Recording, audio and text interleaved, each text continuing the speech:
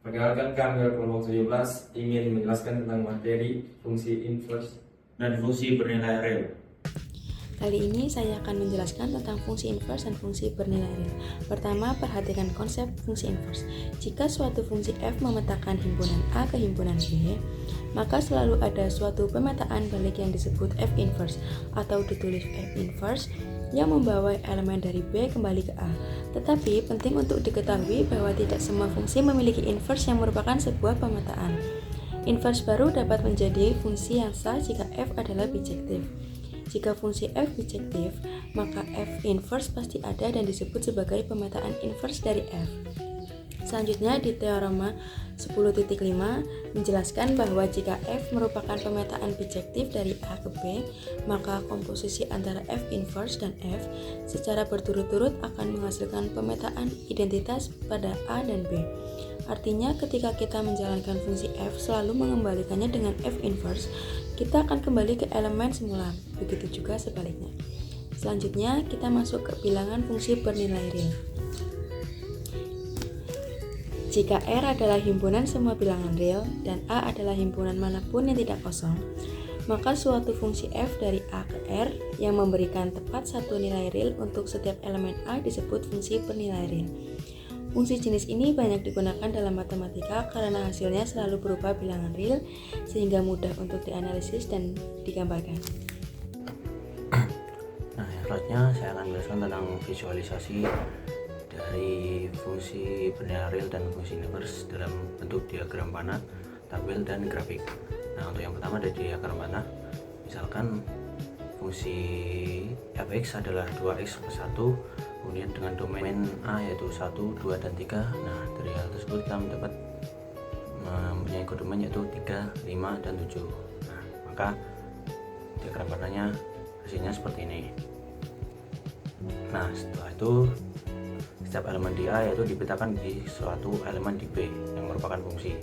Kemudian tidak ada dua elemen A yang menuju di B yang sama atau sifatnya satu ke satu atau injektif. Nah, maka dari injektif tersebut fungsi ini memiliki inverse, yaitu dari fungsi 2x plus 1 tadi kita dapat mengetahui bahwa inversenya yaitu y-1 per 2. Nah, untuk diagram panahnya tinggal kebalikannya dari diagram panah fungsi yang di atas. Nah, kemudian fungsi inverse yaitu membalikkan arah pasangan. Jadi apapun yang dilakukan oleh fungsi f akan dibatalkan oleh inversenya. Oke, kemudian yang kedua ada tabel nilai fungsi nilai real dan inverse. Nah, dari nilai real dulu, misalkan fungsi bernilai real yaitu fx x kuadrat plus 1 dengan domain x lebih besar dari 0. Nah, kita ambil x nya 1, 2, 3, dan 4, maka y nya yaitu 2, 5, 10, 17. Nah, maka tabelnya yaitu seperti gambar berikut.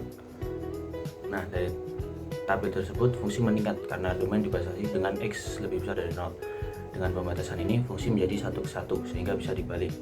Maka dari itu kita dapat mengetahui bahwa fungsi ini terdapat inverse-nya yaitu menjadi f inverse y akar y-1. Nah, kita masukkan domainnya yaitu kebalikannya tadi yaitu 2, 5, 10, 17, maka dapat diketahui menjadi 1, 2, 3, 4. Dan untuk tabelnya seperti gambar berikut.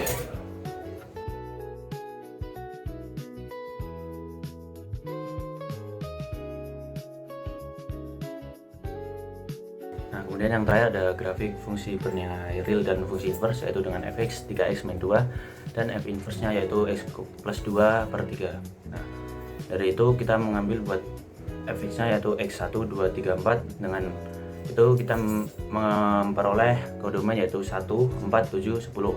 Nah, kemudian dari f inverse nya kita memasukkan x yang sama yaitu 1, 2, 3, dan 4. Dan itu kita memperoleh kodomen yaitu 1, 4 per 3, 5 per 3, dan 2. Nah, grafiknya bisa dilihat seperti gambar di sebelah saya ini. Nah, dari grafik tersebut dapat diketahui bahwa grafik f dan f inverse simetris terhadap garis y dan x. Kemudian setiap titik A, B pada grafik f akan menjadi titik B atau A pada grafik inverse. Nah, dari ketiga visualisasi tersebut dapat diketahui bahwa diagram panah pada fungsi bernilai real dan fungsi inverse yaitu sebagai pemetaan antar himpunan serta memberikan arah relasi. Kemudian pada tabel Fungsi inverse dan fungsi bernilai real merupakan pasangan input, output, serta menghubungkan terbalik dalam inverse. Dan yang terakhir pada grafik, kedua fungsi tersebut sebagai tanda bahwa garis f dan f inverse simetri terhadap garis y sama dengan x. Baik teman-teman, saya akan menjelaskan tentang contoh mengaplikasikan di kehidupan sehari-hari tentang fungsi bernilai real. Yaitu contoh menghubung kisah pulsa. Contoh perhitungannya, kita asumsikan pulsa awal 50.000 dan tarif per menit itu 500 rupiah. Fungsi untuk menghitung kisah pulsa garis panggilan sama dengan S fungsi T sama dengan 50.000 kurang 500 T.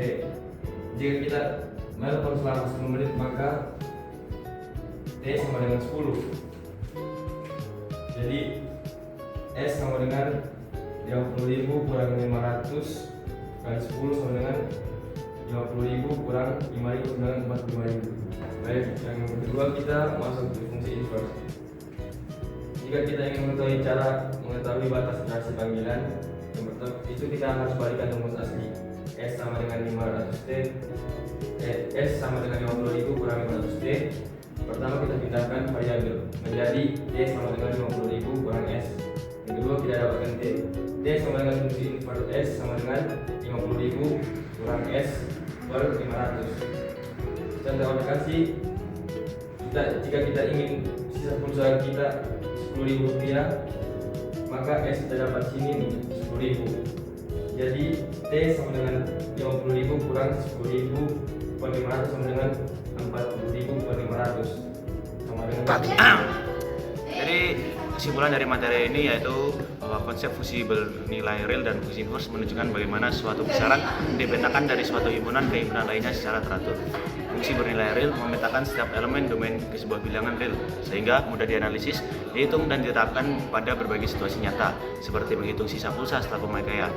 Sementara itu, fungsi inverse berfungsi sebagai pemetaan balik yang hanya dapat ada jika fungsi asal bersifat bijektif. Dengan adanya inverse, kita dapat mengembalikan output ke input semula, sehingga fungsi dan inverse saling melengkapi dan membentuk hubungan yang dapat dibalik secara matematis. Kemudian, representasi fungsi melalui diagram panah, tabel, dan grafik membantu memperkuat pemahaman konsep tersebut. Diagram panah menggambarkan arah pemetaan dan bagaimana inverse kembali arahnya. Tabel menunjukkan pasangan input, output, serta kebalikannya pada inverse. Dan grafik memperlihatkan simetri antara fungsi dan inverse terhadap garis Y sama dengan X. Secara keseluruhan, ketiga materi ini menjelaskan bahwa fungsi, inverse, dan cara penyajiannya merupakan satu kesatuan yang membantu kita memahami relasi antar himpunan, membaca perubahan nilai, serta memecahkan masalah secara lebih terstruktur dan jelas.